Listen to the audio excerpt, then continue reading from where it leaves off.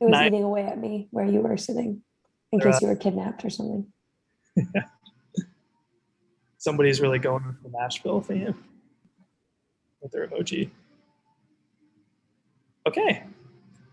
How many peeps do we have? Are we matching the amount of people in the Zoom? I can't see. Is anybody having difficulty right now that they need us to wait on?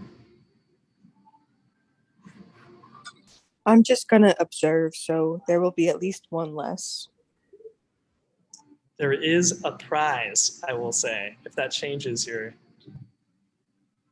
So whoever wins, or I'll say the top two people, the top two people will get, I'll send you a Venmo so that you can get a year-long subscription to Plums. It's like $4.99.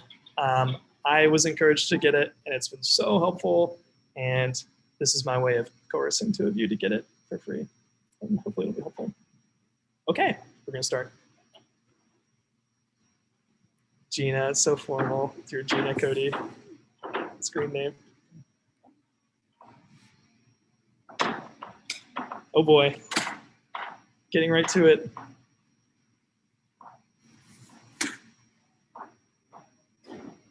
Also, Fred, I would like to point out that's not me that has that screen name.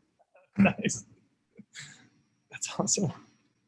And that's also not how you spell my name. So whoever did that, you're dead to me. Wow. I'm dead to you, Gina. Yes, Jared. Someone used the screen name Jared Jacksoff again. That junk was funny. There we go. Oh my gosh. So this is really important to understand. I think this is a good starting point for both the cholinergic lectures and the adrenergic lectures. Just really kind of sit down with those receptors, say, okay, where are these receptors? What's binding them? And then what roles do they have? So then he kind of harps on the different types of receptors a lot. So just kind of knowing, all right, G protein coupled receptors. Here are some prominent examples of them. They're going to be slower than your ligand-gated channels. Just kind of stuff like that. Don't get too in the weeds of like this many protein domains or whatever. Just kind of knowing the bigger details about them, but make sure that you really have a firm grasp on, all right, where are my muscarinic receptors? Where are my nicotinic? What's binding them? Yeah. Let's see, where's mine next? Nice. Okay, this is kind of conceptual here. And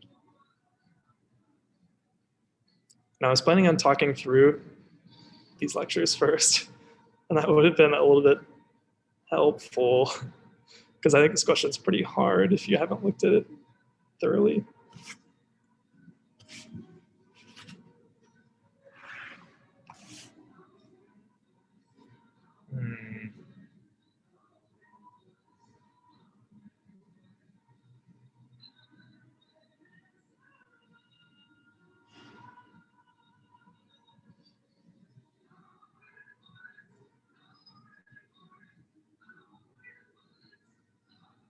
Can you guys hear the music? Should I pause my? We can hear it, but it's fine. Is that Muse?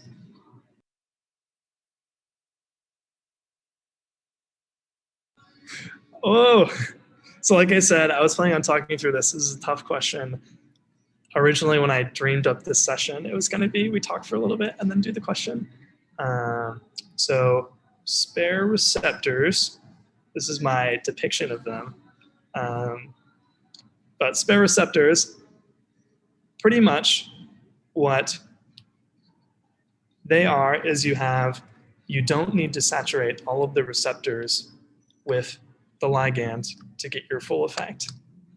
So you can bind, say, 1/10 of the receptors and get the full effect. Say, binding 1/10 of your mu receptors, you get all of the analgesia or pain control that you could expect to get like your physiologic maximum effect. So then going through these pretty much what that does is it's going to mean that your EC50, so your effective concentration 50, the concentration of drug at which you get 50% of your effect, that's going to be much lower than your KD50. And your KD50 is going to be the concentration of drug at which 50% of the receptors are bound. So then, does that kind of make sense where we're binding a much smaller proportion of the receptors, but we're still getting a large proportion of our effect? So then we go to our other answer choices, and the receptors are effectively more sensitive to low affinity drugs. So if you guys remember, or you will remember, your KD50 is directly related to affinity. So let me see if I can switch to that PowerPoint really quick, seamlessly. But pretty much or is this okay just talking through it right now? Like, do you feel like you need graphics or? Okay, we're just gonna talk right now and see how it goes.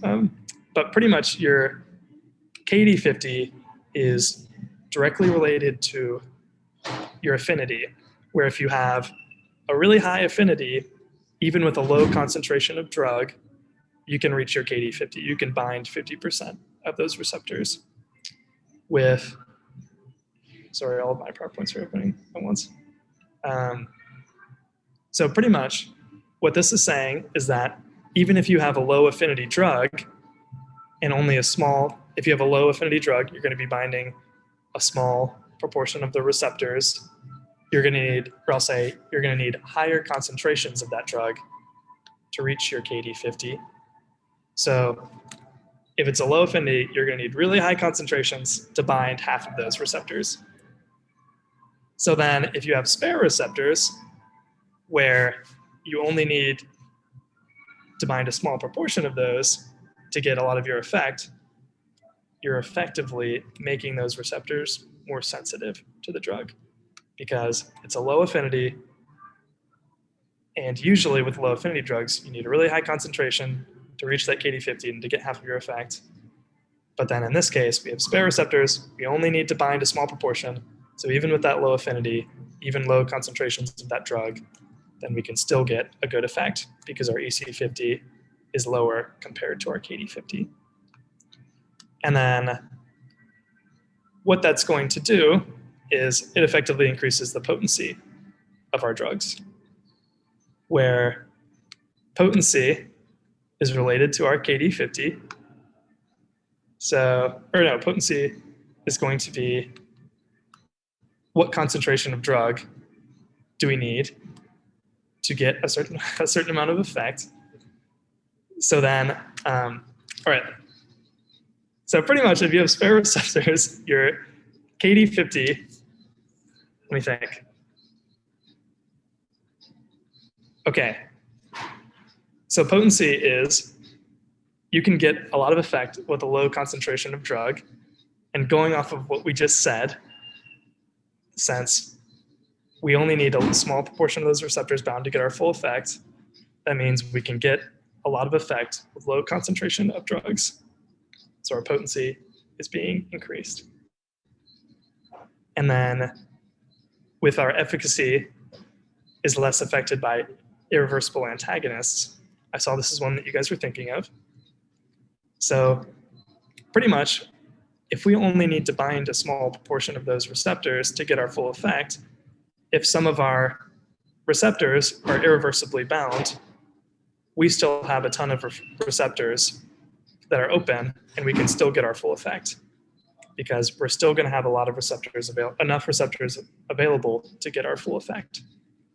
So if you have to bind every single receptor to get the full effect, then if any irreversible antagonist binds, your effect is going to be decreased. Your efficacy will be decreased. But if you have these spare receptors, you can have a decent concentration of these irreversible antagonists and you can still have the full efficacy because you have extra receptors. You have receptors to burn. Okay, most of the questions aren't that conceptual. So sorry about that. And this is something the Kahoot won't take that long, and we can circle back at the end and talk about these with graphics if you guys want. Cool. Sorry about that. Okay, this is another conceptual one, but it's not as bad. And we just talked about it.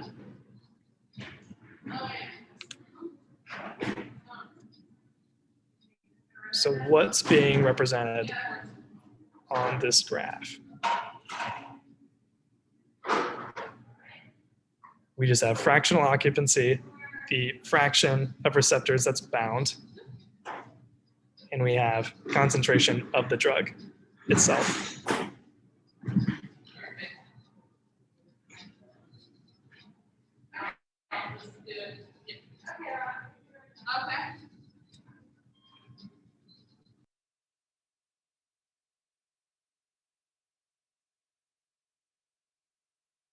Oh my gosh, awesome. Great job, everybody. So here's our graph right here. So the definition of KD50 is concentration of drug at which half of your receptors are bound, at which half of the receptors have a drug receptor complex. So then what's going to determine that is going to be the affinity. If your drug has a really high affinity for that receptor, even with a small amount of drug, you can bind a lot of those receptors, because as soon as you have a small concentration of drugs, they're going to be really wanting to bind there. Versus if it's low affinity, you're going to need a really high concentration of drugs to push the equilibrium towards that complex of drug plus receptor. Does somebody want to explain why it isn't potency? Why can't we determine the EC50 or say anything about potency from this graph? It deals with like the maximum effect, and you're only looking at occupancy. Yeah, exactly. So this graph tells us nothing about effect. It could be that we get no effect from this receptor. We don't know anything about the effect. So then with this, we can't make any comments about the efficacy. And potency is our concentration of drug to get an effect. So we can't comment about our potency at all, because we need to know what is that concentration of drug, how much efficacy is it having to make a comment about potency. So just because we're binding a lot, that doesn't mean we're getting a lot of efficacy. Good job. Okay, I'm hoping this next one will be nice and, yeah, this is good.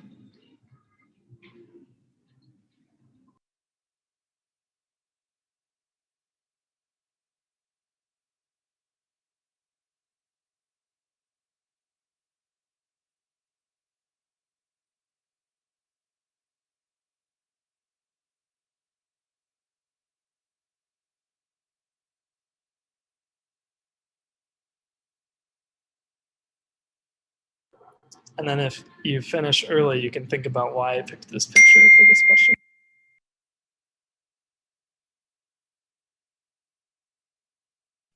I assumed it was just because everybody loves Jeff Goldblum.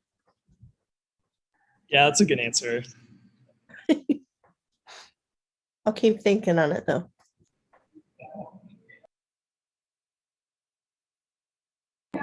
Nice. Great job, everybody. So, all right.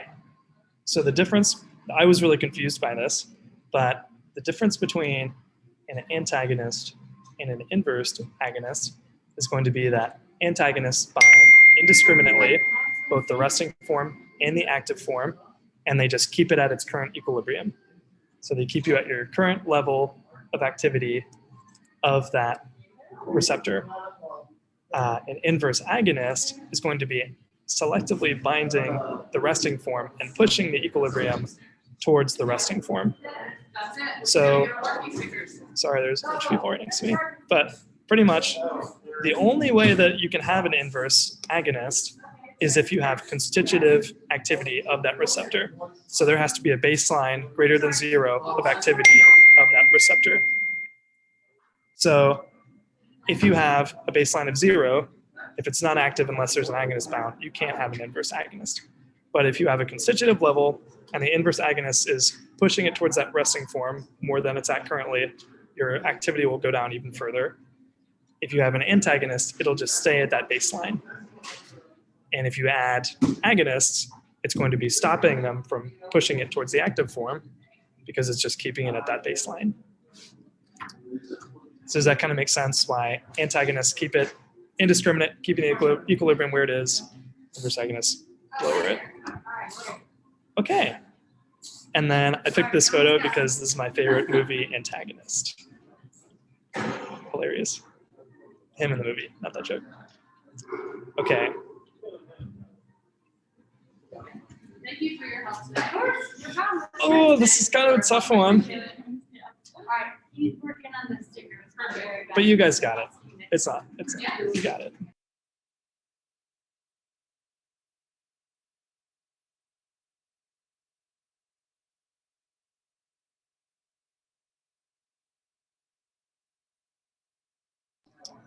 This is a screenshot from Carpenter's The Exotic Animal Formulary. Always cite your sources.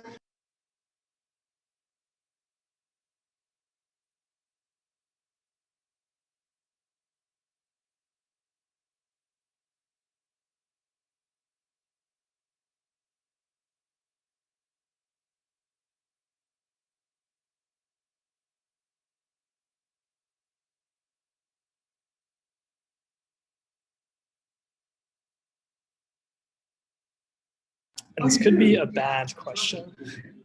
Nice, it was a good one. You guys understood. Okay, so looking at our media here with, sorry, there's a conversation right next to me.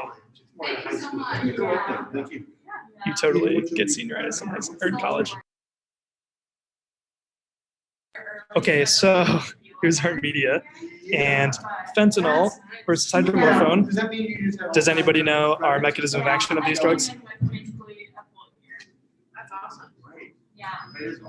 If somebody wants to speak up and override this conversation. They're opiates and mu agonists, right? Yeah, exactly, they're full mu agonists. So pretty much your fentanyl dose, if you notice, you guys were all very keen to pick this up. Your fentanyl dose is in micrograms versus your hydromorphone dose, which is in milligrams. And looking over here, we have pretty similar efficacies. That's a bit of a can of worms to claim. So if any of you are anesthesiologists, you might get on me. But pretty much we have pretty similar efficacies where it's saying they both work to control pain. It's hard to compare these truly, but we can say somewhat similar. And we're getting somewhat similar effects, and fentanyl's doing that at a much lower dose. Oh my gosh, I'm sorry. We're just in this corner and they just picked up shop. Right? But pretty much you guys understand fentanyl is being efficacious at a much lower dose. So we can say that the potency is greater. If it was like fentanyl works twice as well or twice as comfortable, we could say it's more efficacious. But we're just saying it's more potent. I'm Lily. Okay. You guys know each other before? No, it just. All right, let's get a 100%.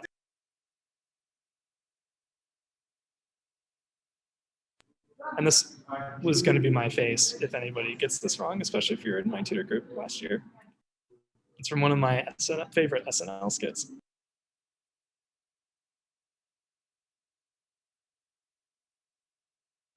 I gave way too much time for this one. All right, they left. That was nice. They all made friends with each other and got their background stories.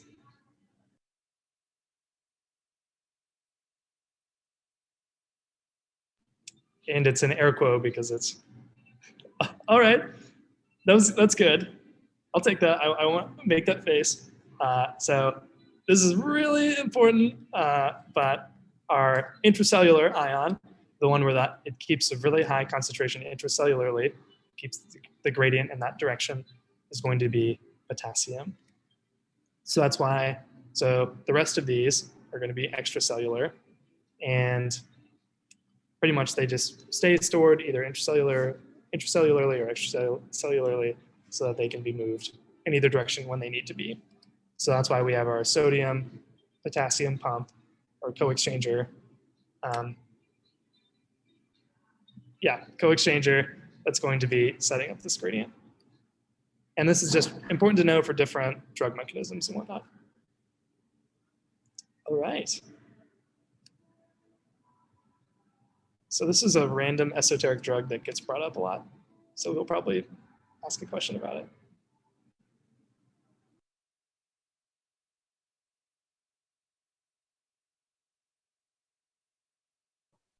Can I Venmo Dr. Wagner $1,000 to never have to take this exam? I suppose you could try. If I had $1,000. And I picked this picture because I was trying to find a cheeky image about malignant hyperthermia, and WAG, the dog walking service, has an article on malignant hyperthermia in horses, which I thought was interesting. I don't know how reputable this article is. All right. So, ranitidine, these are going to be your receptors on your endoplasmic reticulum or sarcoplasmic reticulum, where calcium flows in, and then that receptor is going to be a voltage-gated channel, and it's going to be, or I think it's voltage-gated, or it somehow interacts with the calcium flowing in, and the channel opens and lets more calcium flow into the cell. So this is really important for muscle contraction or just for having calcium available in the cells, like for thermoregulation. And this is just a mechanism that he really harps on, and I feel like he really likes dantrolene.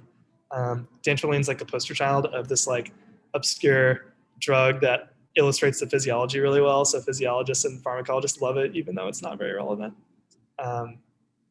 But sometimes animals do get malignant hyperthermia, and you'll look really cool if you say, give them dantrolene. Okay, is that clear to everybody? Totally stop me if anybody wants me to elaborate. Or interject if you want me to go faster.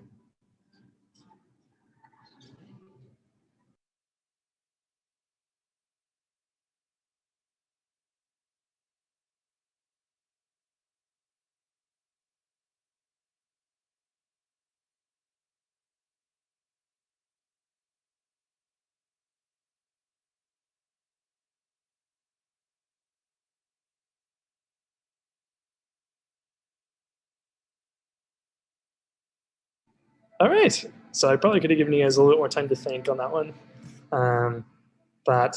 So desensitization and downregulation are very parallel processes in that they're achieving the same thing at the end, a decreased response or a decreased effect, but they're just doing it in different ways and on different time scales. So desensitization is going to be happening quickly, and it's going to be the receptor is no longer producing an effect. It could be that by it being activated, all of a sudden a kinase comes over and puts a phosphate on it and is like, stop doing that. And that causes it to no longer have that effect. And this is going to be a quick process relative to downregulation.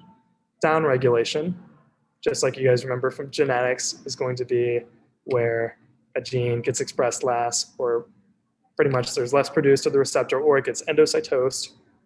So pretty much there's just less receptor present on the membrane, and this is going to take longer to occur, and this is going to be tolerance. Tachyphylaxis is a really quick, giving the drug reduces its efficacy over time very quickly. It could be hours. So like some of your inotropic drugs like epinephrine, it's going to have tachyphylaxis. So when you have those long resuscitations, part of why giving epinephrine over and over again, if you're not getting response, you likely won't because you're getting some tachyphylaxis. All right. And then I put together this graphic to show that tachyphylaxis is important too. Oh my gosh, we have a strong leader here. I don't know if it's Gina or not. I can't trust the name anymore.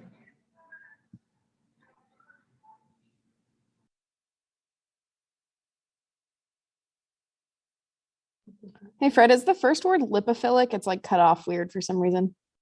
Oh, yes. Sorry. Yeah, lipophilic.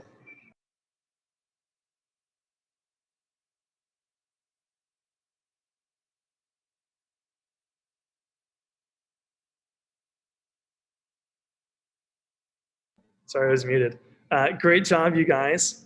So lipophilic drugs have a higher volume of distribution. So you can think of volume of distribution as just the total area or volume within the animal or person or whatever that the drug is distributing to. So if you have a drug that's really lipophilic, it's going to go into all the different lipophilic parts of the animal. So it's going to go into their fat. It's going to go into, if they're a male, their prostate, into the brain and nervous system. So it's going to be distributing all over the place, and a lower fraction of it is going to be sitting there in your plasma. Versus a hydrophilic drug, you're going to have a relatively lower volume of distribution because a lot of it's just going to be sitting in those hydrophilic spaces, like your plasma. So a lot of it's going to be sitting there. So your equation here for the exam, don't bother memorizing a ton of equations. Don't do it. Don't memorize them all.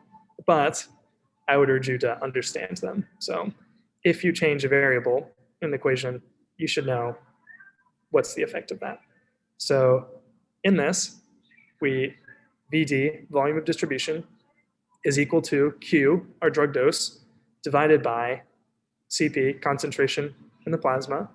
So when we increase the concentration in the plasma, that's going to be, so that means if we increase the concentration in the plasma and keep our drug dose the same, that means that more of the drug is sitting there in your plasma, just hanging around in the plasma.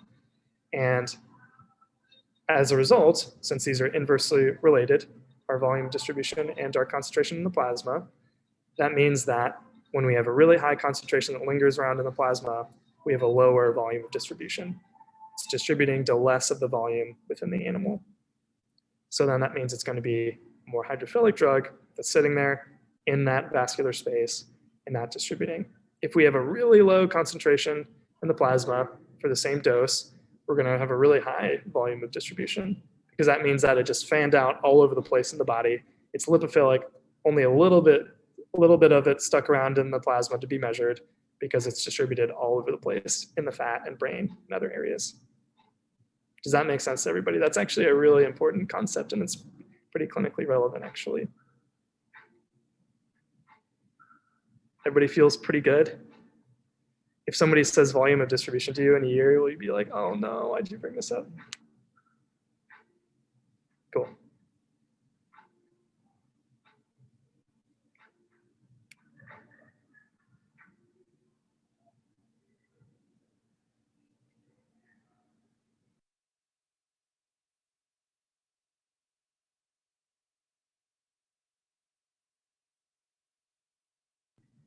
This is kind of a tough question too.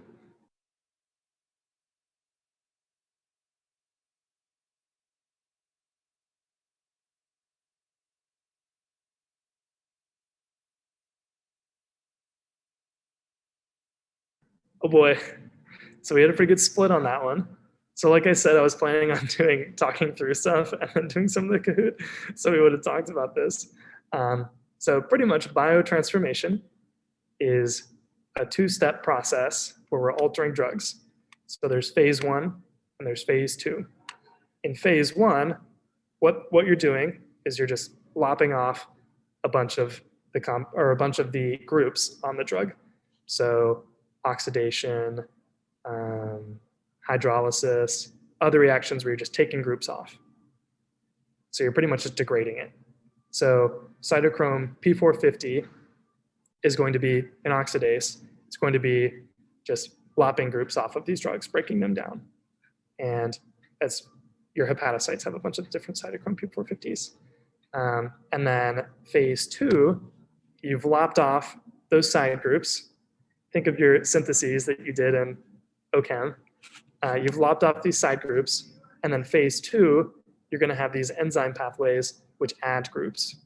And the main function of adding these groups is going to be increasing the excretion of these drugs by increasing solubility. So phase one, lopping off groups, just kind of breaking things down so that you can add stuff on. And then phase two is going to be actually adding groups. So some examples of that, the most important one clinically is going to be glucuronidation, which is going to be adding glucuronic acid to a drug and having that acid group on the side is going to make it more soluble, and then it can be excreted through your kidneys, which are going to do most of your drug excretion.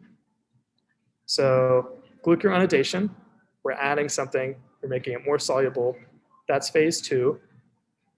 Oxidation, lopping groups off, and just kind of breaking it down so we can add other things. That's going to be phase one. Biotransformation, while we mostly think of it breaking down drugs, metabolizing them, making them less active, it also can make them more active. It's not specific to just making them less active. So you guys have heard of tramadol. Tramadol in dogs has to be metabolized, has to be biotransformed for its active component to be formed. And in dogs, they don't form very much of it. So they don't biotransform much of it into the active metabolite. So that's why it's not very effective in dogs. So does that make sense that it can go both ways? So once I kind of knew that biotransformation, two phases. First one, lopping off groups through oxidation, reduction, hydrolysis. Second group, phase two, we're going to be adding glucuronic acid, acidyl groups, making it more soluble, and then eliminating it. And in cats, remember, we don't have very much glucuronidation because they don't have very much glucuronol reductase, I think. But they don't have much of that enzyme.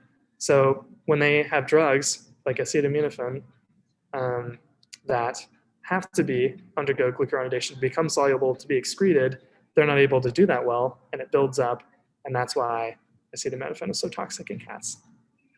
So that's why it's good to just have this process laid out in your mind, understand it. You don't need to memorize a long list of reactions, but just kind of being able to generally understand what they're doing is really important. Would it be an oversimplification to say a phase one reaction cuts something off and then phase two adds something on to make it more soluble? No, not at all. Yeah, I think that's really on point. And just kind of knowing, okay, acetylation, glucuronidation, those are examples of adding something on and making it more soluble. And then some of those other reactions are just lopping stuff off. Yeah, what's your other question? Before you keep going, for the oxidation part, the phase one, does that also like sometimes make it more, is that the part that makes it more active sometimes when you were saying it can make it more or less active? Or could it be like either part? Yeah, it could be that it's cleaving off a group and then all of a sudden, once you've cleaved off that group, it's able to bind a receptor with a higher affinity. Okay. So you have like pro drugs that have an extra group, just like pro hormones, and then you lop off part of it, and all of a sudden it's more active. Does that make sense? I think biotransformation for me was a pretty confusing process at first because it's this like nebulous bunch of reactions. When you kind of put it in those two steps, it's simple. And that was a tough question, so good job, you guys. Okay, this is something that people love to ask.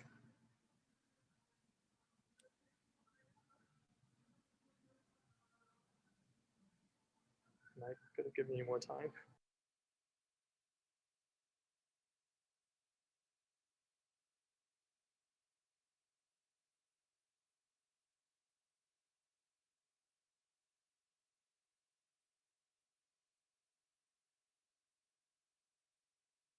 Right on. So this is just kind of like low-hanging fruit for professors where they're like, oh my gosh, we're so clinical. Let's ask what happens when they overdose on barbiturates that they'll never see.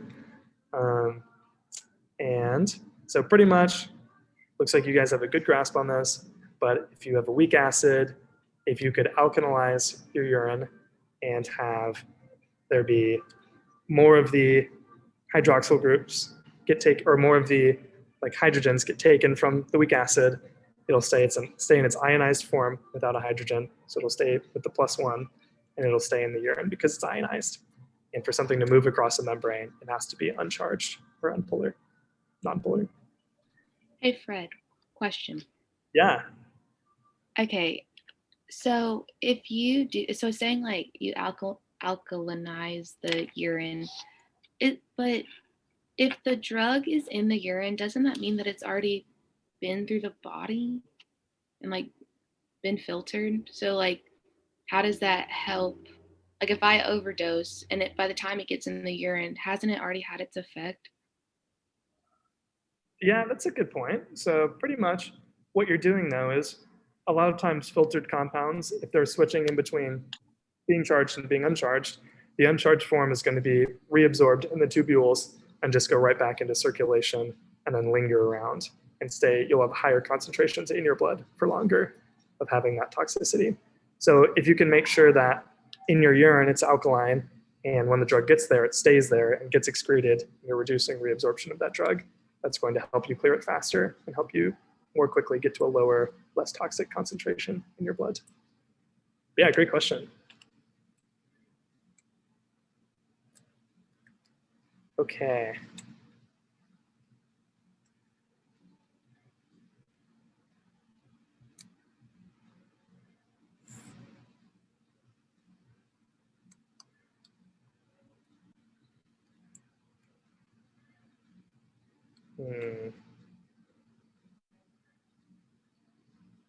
Oh no, that was a confusing question. I'm sorry. Anytime that the group gets, like more people get it wrong than right, I'm like, that's completely my fault. Okay, so we have zero order elimination and we have first order elimination.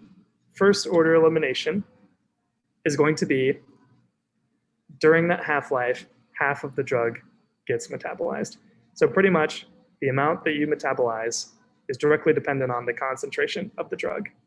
So if I give you 2 mg per kg of carprofen versus 4 mg per kg, for both of them, you're going to have the same half-life because when you have more carprofen in the system, the body's going to metabolize more. There's going to be more of that drug going to the enzyme that's metabolizing it, and more of it's going to be metabolized at that time. So your half-life stays the same. Zero order elimination is there's no variables. So you're going to eliminate the same amount of that drug during that time period, no matter how much of the drug there is. So when we think about this, and the most like classical example of this is going to be like ethanol in humans, where if you like drink 6 beers, then your body's not going to metabolize 3 of those beers in an hour because you drank 6. It's still like that rule of like 1 drink an hour is like what you metabolize, if that makes sense. So then your half-life, because T 1/2 is your half-life, that's going to be much longer when you have a really high concentration in the blood because you're just eliminating the same amount per hour. You're not increasing the amount of metabolism based on how much drug there is. So this is a question that would be really great if we had just talked through this and you guys had it prime on your brain. Does that make sense to everybody though? Why your half-life is going to stay the same for first order because you're going to be eliminating more as it increases versus zero order. It's going to be variable based on how much concentration there is. What do we think? Somebody want to speak for the group? Is there a reason why, like, is there a like difference between first order versus zero order in terms of like biologically what's happening? Or should I just like memorize that like first order has a half-life and zero order doesn't? Like, is there something behind it that makes more contextual sense? Yeah, that's a good question. So pretty much with zero order elimination is that those enzymes that are degrading that, or just the process of eliminating it, gets saturated. And it's not like you have a surplus of enzymes or like processes that the more compound there is, the more of those get recruited. So pretty much like for alcohol, you only have so much alcohol dehydrogenase in your liver. And when you go over that, you're not having there be more alcohol dehydrogenase. It's just going to be knocking out the same amount of ethanol molecules, no matter how much there is. Versus, say, with like your cytochrome P450 enzymes, you have way more of those than you can use at any given point for metabolizing a drug. So when you have higher concentrations of the drug, more of those receptors are going to have drug going to them, and a high concentration of drug around those receptors, and more of them are going to be actively involved with the process. So then your half-life stays the same because you're still metabolizing half of those drugs during that time period because more receptors are being recruited and actually interacting with the drugs. Does that kind of make sense? Yeah, that's super helpful. Thank you. Oh. All right. Let's see. So think about this one.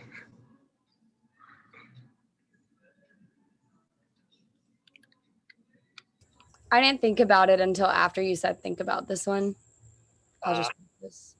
That means you're quick on your game. That's good.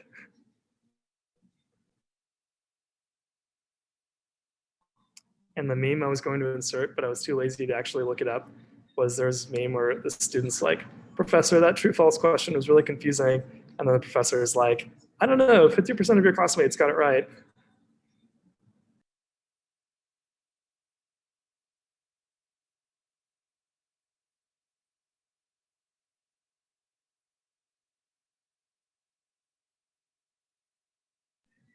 Nice. So bioavailability pretty much is like how much of that drug is being absorbed, and absorbed means going into your plasma via that means of administration. So when you give it IV, 100% of it is going right into the plasma, so you have a very high bioavailability. So pretty much you have 100% bioavailability. And when you give it orally, you have your first pass effect that's going to remove part of it, and that's decreasing your bioavailability. So even if you have no first pass effect, and 100% of what you absorb goes into your plasma, that's going to be equal to the IV administration. It's never going to be greater than.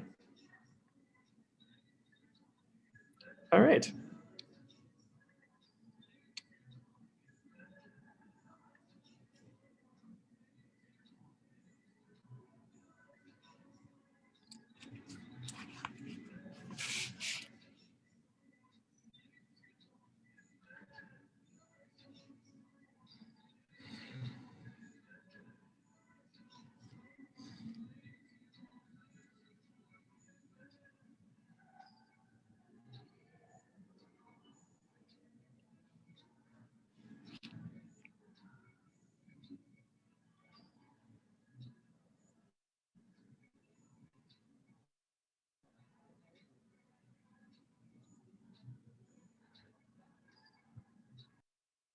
So this one might seem like minutia, but it's a pretty important concept.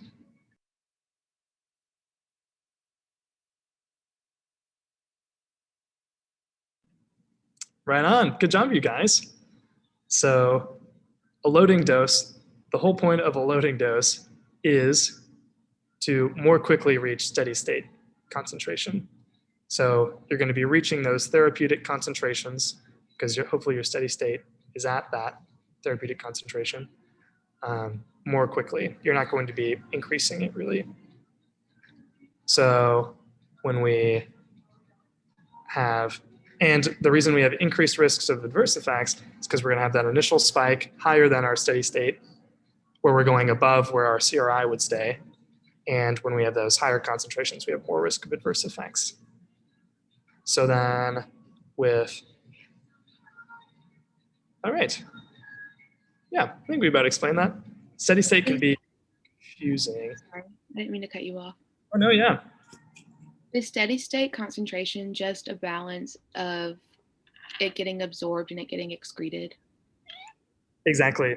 So if you guys remember that graph where it's like the drug, when you start your CRI, your continuous rate infusion, is slowly going up and then it plateaus. And the reason it plateaus is because you're clearing as much as you're absorbing, exactly like you said. So pretty much it reaches a concentration where it goes, remember, most of our drugs have our first order elimination. And when you increase the concentration in the plasma, you're going to be increasing how much is excreted. And eventually, that as it keeps going up in the plasma, that level of excretion, the clearance, is going to be equal to the absorption. And once those are equal, that's when you're at steady state. And we give a loading dose so that we don't have that slow climbing period. So this is why I had this for the media, was lidocaine. We do a ton of lidocaine CRIs, like on anesthesia, anytime there's a protocol and it's like orthopedics or any sort of painful procedure. If you're like, if they ask you, hey, what's your plan? And you say, all this, also add in a lidocaine CRI, they'll be like, nice, we love lidocaine. And with lidocaine, you always give a loading dose. Otherwise, you could be almost done with your procedure and you're still not at that steady state therapeutic concentration.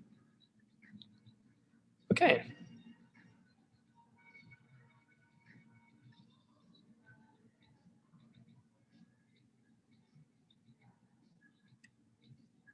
Oh boy.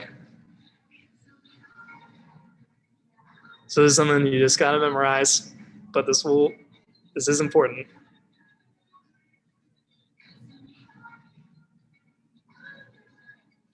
The old autonomic nervous system.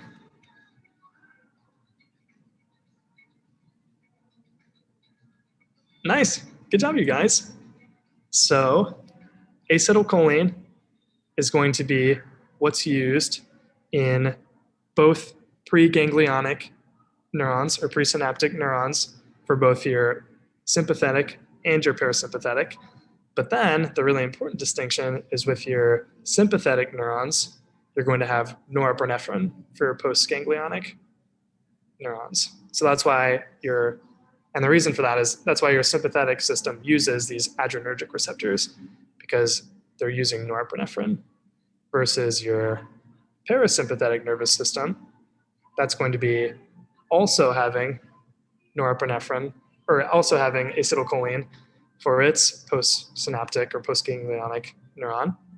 And that's why your parasympathetic nervous system is going to be interacting with these cholinergic receptors. So these cholinergic drugs were going to be acting with your parasympathetic.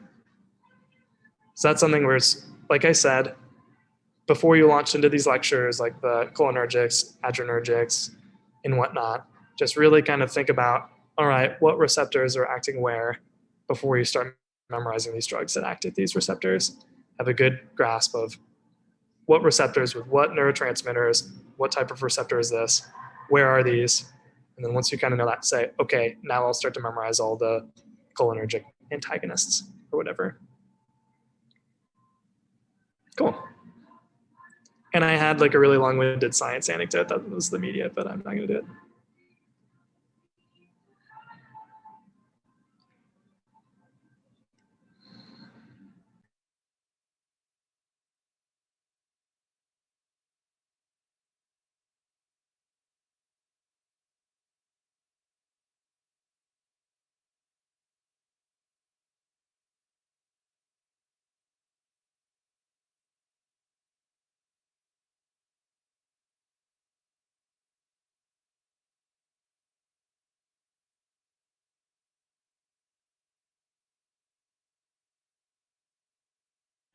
All right, so we had a good group of you. Got the right answer on this one. Okay, so your adrenergic receptors, which are your alpha, beta, and dopaminergic. So you've got A1, A2, B1, B2, D1, D2. I would say really sit down and memorize where are those, what are they doing. Just memorize the big functions, like alpha 1 is mostly in the smooth muscle and vessels. So it's going to be causing vasoconstriction. Your sympathetic tone, you vasoconstrict in a lot of areas like your skin and whatnot, shunt the blood. Your alpha 2 receptors, they're tricky. They're going to be in your central nervous system, and they're going to be also in some of your periphery. And they're going to have central nervous effects like sedation or analgesia, decreased pain. And that's part of why we take advantage of them so much with our alpha 2 drugs like xylazine, dexmedetomidine, and whatnot. Your beta 1 receptors are going to be acting at your heart. That's going to be the most important area they're acting. And they're going to be just modulating your heart rate, contractility, conductivity. And then your beta 2 is going to be it's at a lot of different places, but the main thing is going to be bronchodilation. That's going to be the most clinically relevant. And then with your dopaminergic, you've got your splanchnic circulation. So circulation, how much perfusion you're getting to your kidneys, and you've got your central nervous system. So really sit down, memorize those for this test, but also it's going to come up so much, anesthesia, other classes, all over the place. Super clinically relevant actually for these adrenergics. So just chunk that in your brain. It'll be a good use of your time. And also for learning these drugs, it's an imperative.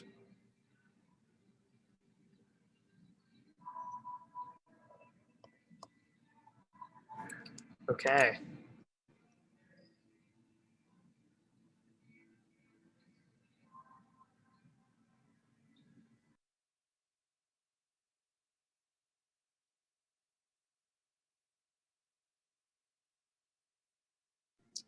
And sorry if you haven't studied these yet. It'll be rough.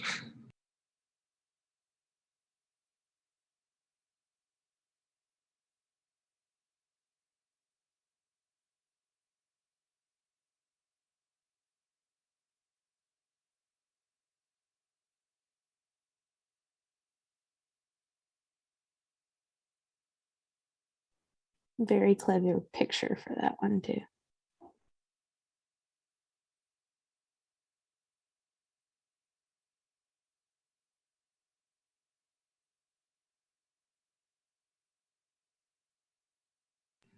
Nice job, you guys.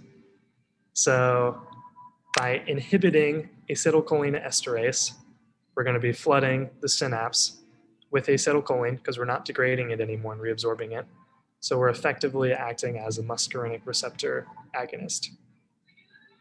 So then you just had to know, okay, which of these actually is an acetylcholine esterase inhibitor. And pyridostigmine is definitely one. So then bethanechol, can somebody say what bethanechol is? Mimics acetylcholine.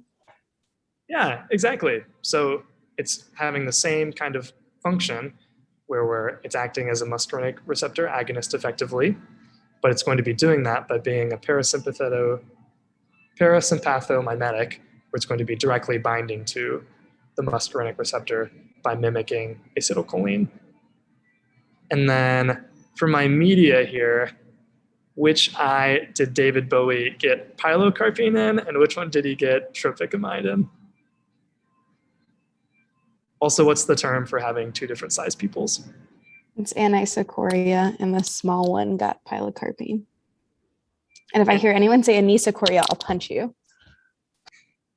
I think I say anisocoria. So. Most people do, but it's wrong. And what's the mechanism of action of pilocarpine?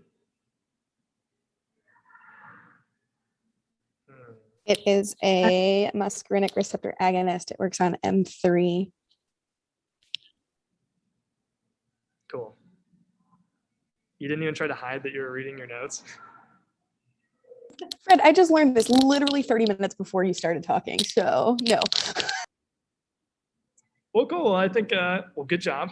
And I think that if you think through, okay, what's it doing?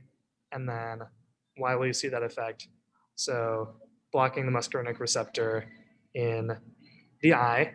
And then when you're in a fight or flight situation, when you're fighting, you want to dilate as much as you can. So sympathetic is going to be dilating your eye and whatnot.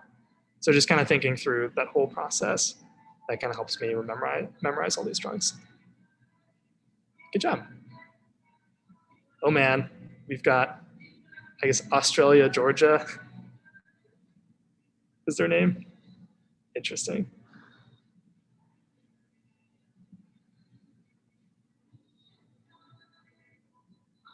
This is another example of take your time and really learn where are these receptors, what are they doing, what's interacting with them.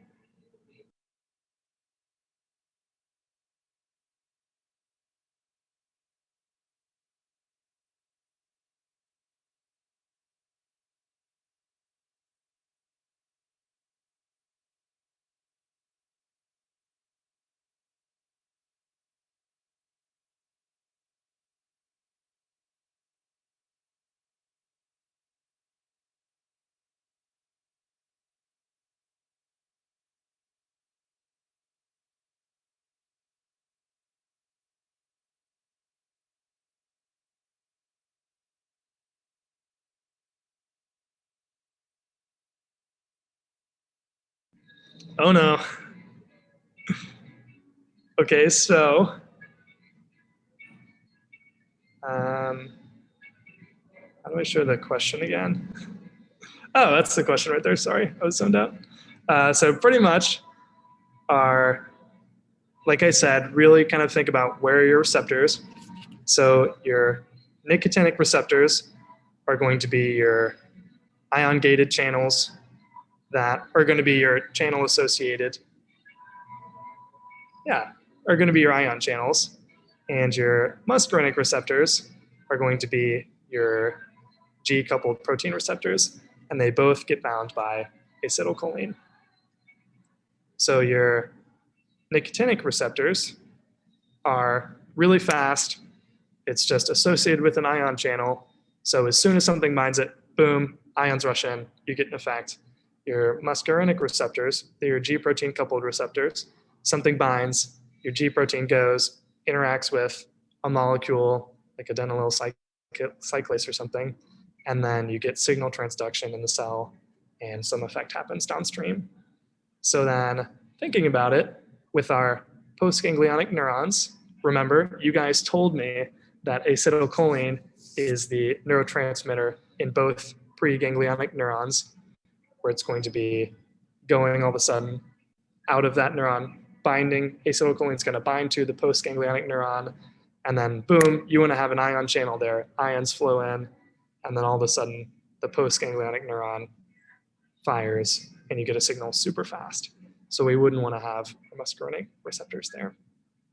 But then with our nicotinic receptors, so then nicotinic receptors also are going to be on our skeletal muscle, so not our smooth muscle.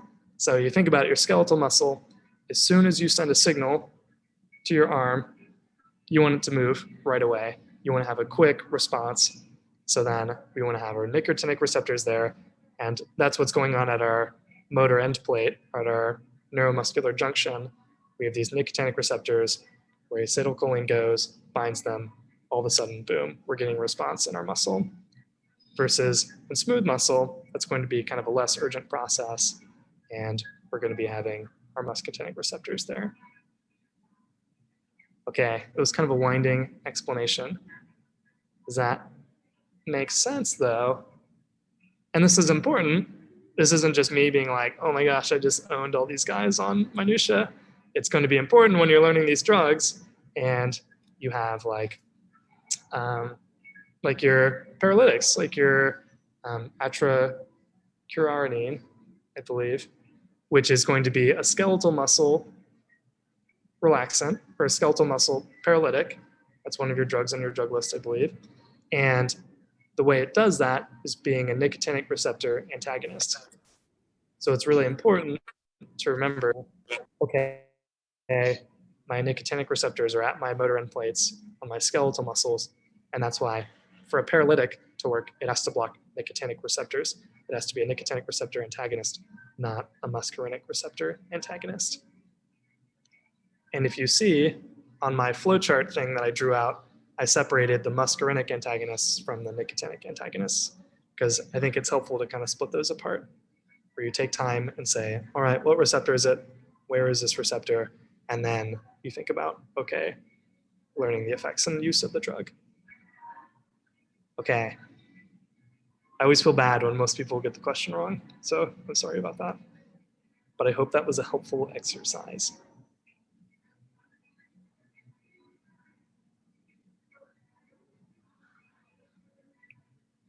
Oh my gosh, I totally gave away the answer in the last question.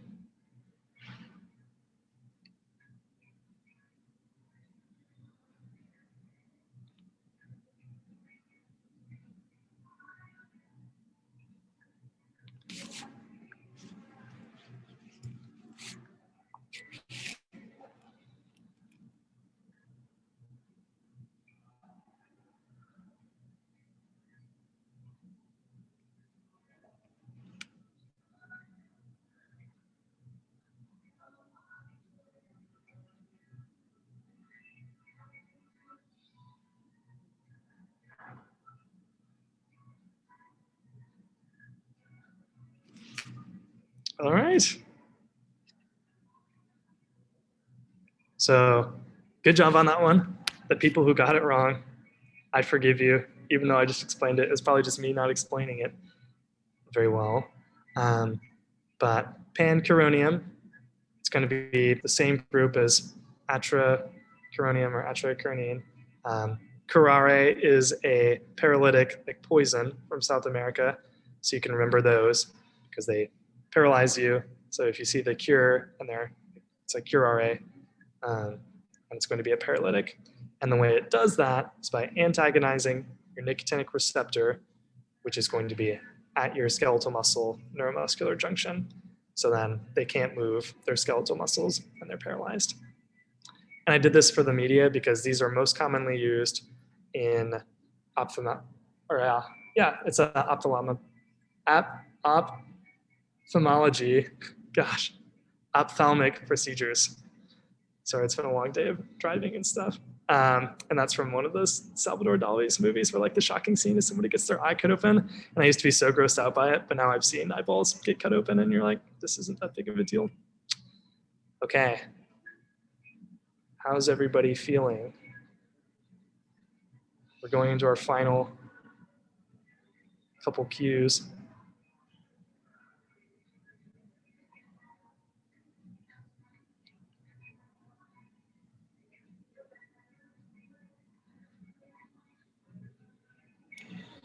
Probably could have given more time.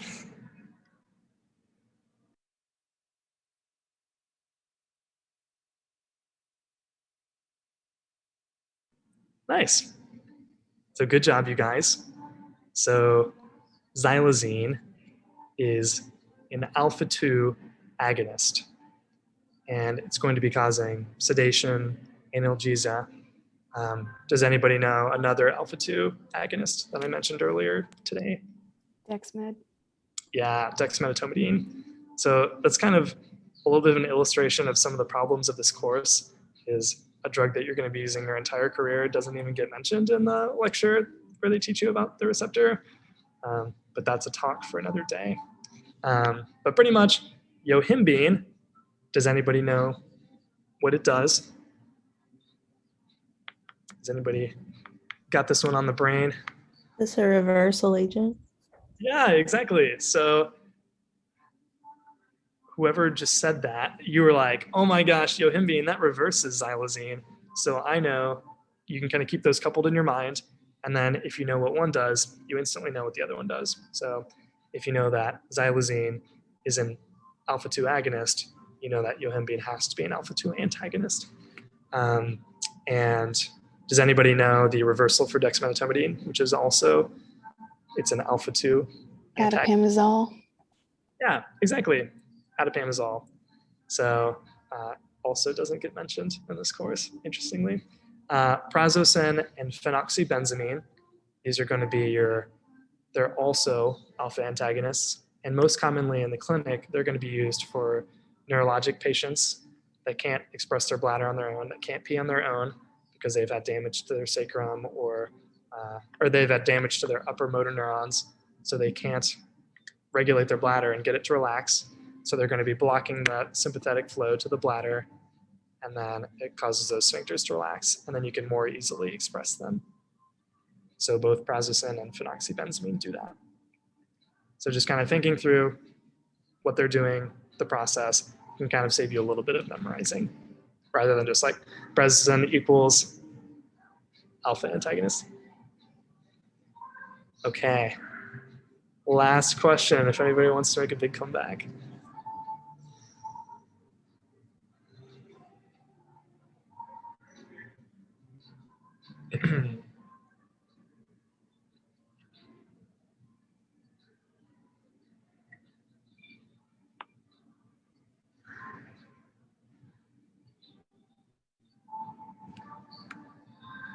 Okay, so you guys still are studying, no big deal. It's just kind of a little bit of memorization one.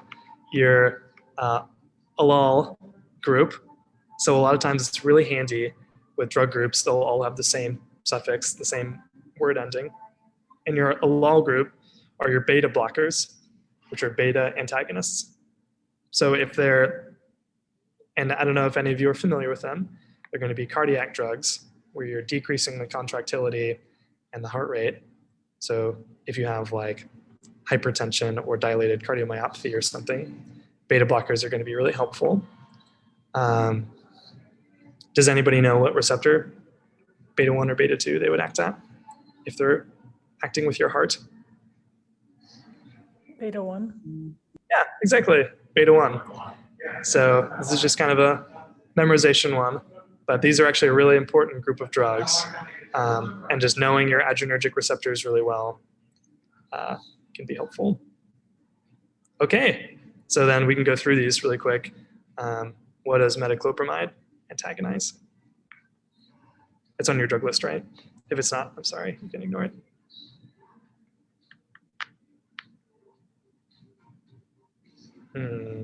Dopamine 2. Yeah, one of your dopamine receptors. Yeah, I think it is dopamine 2. And it's going to be an antiemetic and prokinetic. We use it all the time in the clinic. Dopamine in dogs is involved in their brain at their vomiting center. So when you block it, you're blocking dopamine from signaling vomiting, and it's going to be an antiemetic. Albuterol, it's going to be a bronchodilator. So what receptor is it going to be antagonizing if it's causing your bronchi to dilate? Do you guys remember which adrenergic receptor is involved for that? Beta 2. Yeah, beta 2. So it's going to be a beta 2 antagonist. Yeah, agonist. Yeah, beta 2 agonist, I believe, actually. Someone wants to check me really quick. And then cocaine is actually going to be effectively acting like an agonist, and it's going to be decreasing the reuptake of norepinephrine.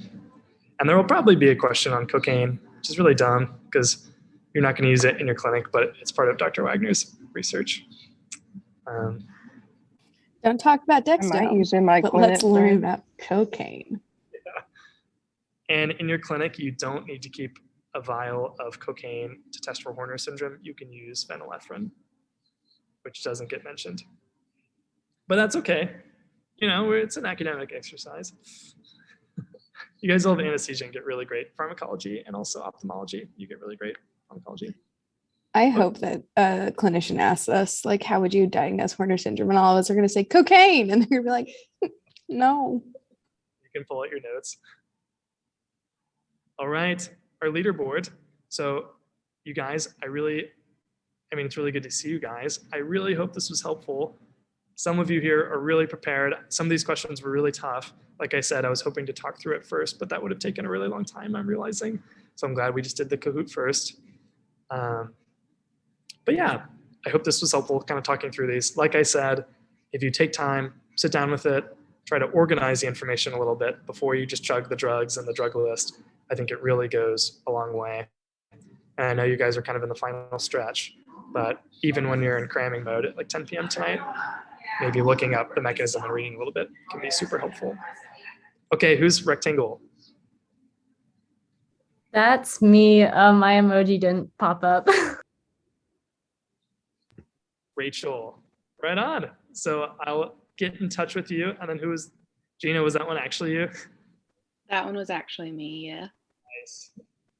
Cool. I'll reach out to you guys. Really good job. That was a tough questionnaire. Oh my gosh, 19% correct. That's the sign of a terrible question. I did a pharmacology review the end of last year. And it was 2 days before because that was the only day that everybody could do it. And I made it like really tough because I was like, I want to make sure that if they're prepared for this, they're prepared for the exam. And it was just like absolute carnage. Like the top person got 40%.